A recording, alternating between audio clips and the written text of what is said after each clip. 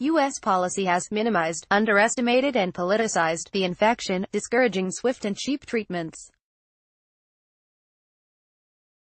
Just 5 groups may have escaped extinction by asteroid, and flight had nothing to do with it. Charles C. Mann sets Minnesota's sainted Norman Borlaug opposite the less-remembered William Vaught as the Wizard and the Prophet, 2 remarkable scientists and their dueling visions to shape tomorrow's world.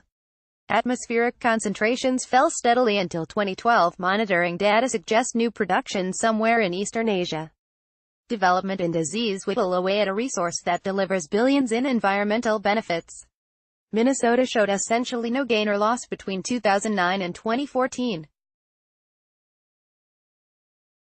Projections indicate 300,000 to 400,000 new Lyme infections this year, with Minnesota and Wisconsin among the most afflicted states. Many a grade schooler can state the accepted notion of how plants thrive in CO2 and buffer global warming, but it might be really wrong. An additional 3-foot rise in sea levels could be just decades, not centuries, into the future. After a little processing, the blue whale sounds rather like a long, bowed note on a double bass.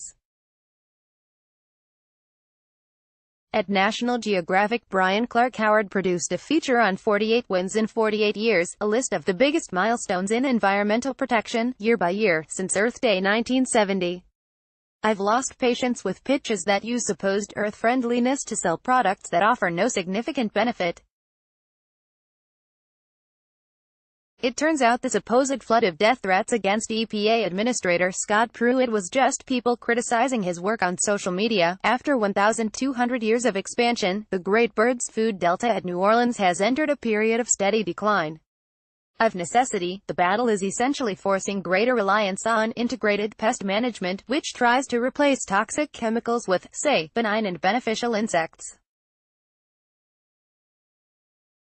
The marmorated brown stink bug has been in Minnesota since 2010, having arrived by FedEx.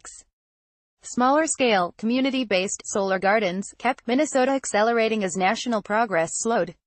Human manipulation, having contributed so much to the island's ecological problems, will now be used to ease them. Birds were the sole survivors of the extinction event that wiped out other dinosaurs at the end of the Cretaceous period. Why? It turns out only half the U.S. had ever been mapped for flood risk, and most of Minnesota is not covered in FEMA mapping.